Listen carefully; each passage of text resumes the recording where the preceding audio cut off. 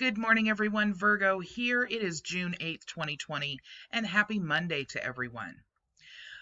All right, you guys, about a month ago, I did a video that was talking about how the SovCit groups, and that's a wide range of individuals under one umbrella, I realize.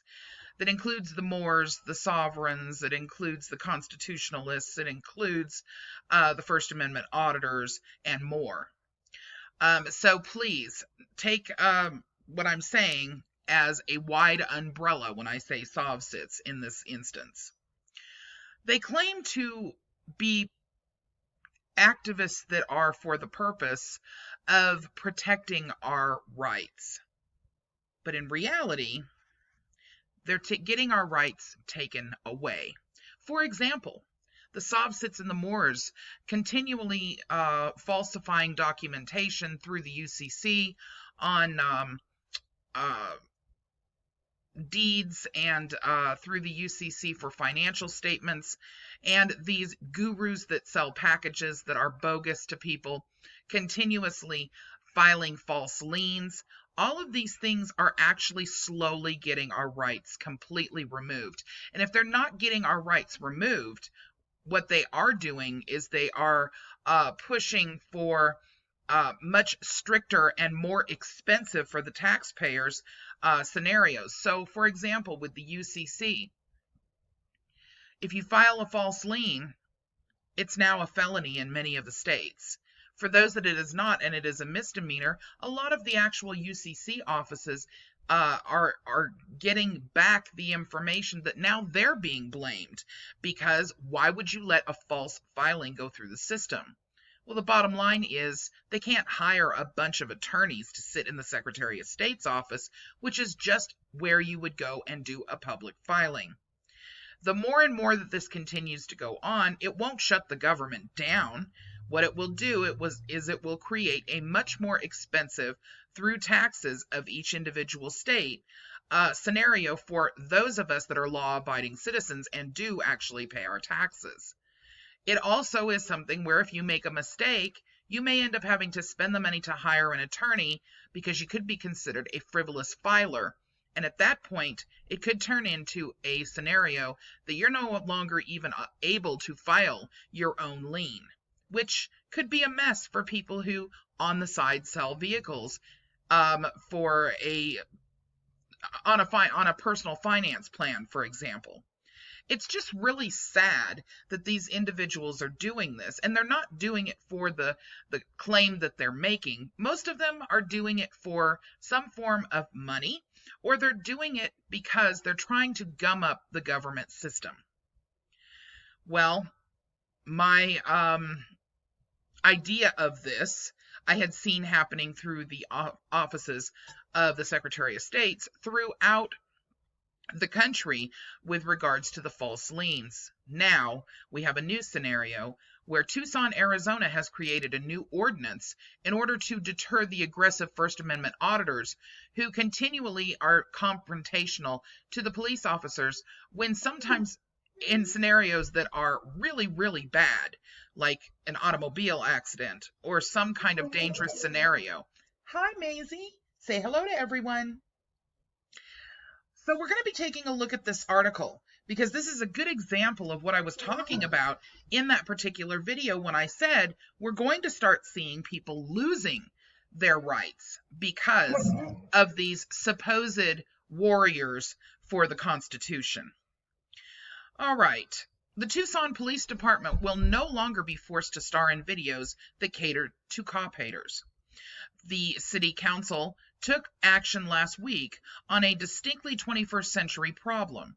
People showing up at crime scenes with cell phones in hand, looking to create conflicts that they can post online for profit.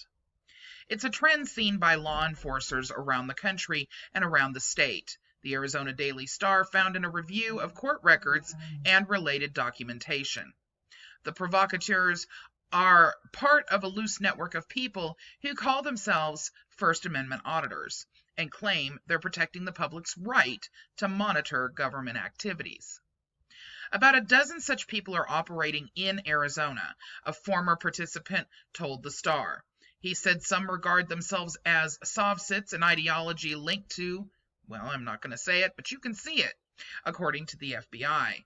Tucson City Council members unanimously passed a new ordinance to curb such activity after viewing videos of an extended verbal attack on a pair of TPD officers earlier this year. The council created a new Class 2 misdemeanor punishable by a maximum of $750 fine.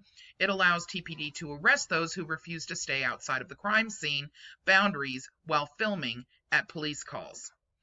In the video shown to council members, a man approaches two officers, one of them female, and they guarded the parameters of the crime scene. When asked to move back, he launched an X-rated tirade, shouting the B word, the C word, and the F word, and other obscenities for about 20 minutes as his camera rolled. It was horrific, Ward 4 council member Nikki Lee said of the footage. The emotional violence was pretty terrifying, Ward 1 council member Lane Santa Cruz agreed. The officers kept their cool during the run-in, and footage showed. Meanwhile, online viewers of the live stream cheered the man's outburst and joined in by posting anti-police slurs such as oink oink and here piggy piggy, the Star found. Some council members said that they were shocked to learn existing laws didn't quite cover such situations. The behavior on the video is so egregious, I can't imagine there's not something illegal about it, said Ward 6 council member. Tucson City attorney Mike Rankin said that until now, officers had few good options to deal with such cases. One Arizona statute makes it a crime to refuse a police officer order to disperse, but it only applies if a fire or riot is underway. Another only applies if a person uses force or threatens to use force during an arrest. A third law, the criminal trespassing statute, can only be enforced by order someone with lawful control of the property, which doesn't necessarily apply to police calls on public land. Tucson Police Chief Chris Magnus, who pushed for the new ordinance, said the problem is so pervasive it's becoming a distraction for officers trying to carry out their duties. This is a very good example here of how now people that live in Tucson have lost their right to film a situation. This can be dangerous for everyone involved. Victims of harassment of some sort that is really a problem with a particular police officer, or a scenario where a police officer gets hurt and isn't actually wearing a body cam. No one at this point can actually film an officer without the concern, that is in uniform that is, without a concern that they may be one that ends up with these fees. And why? It isn't because the actual state wanted to take anybody's rights away.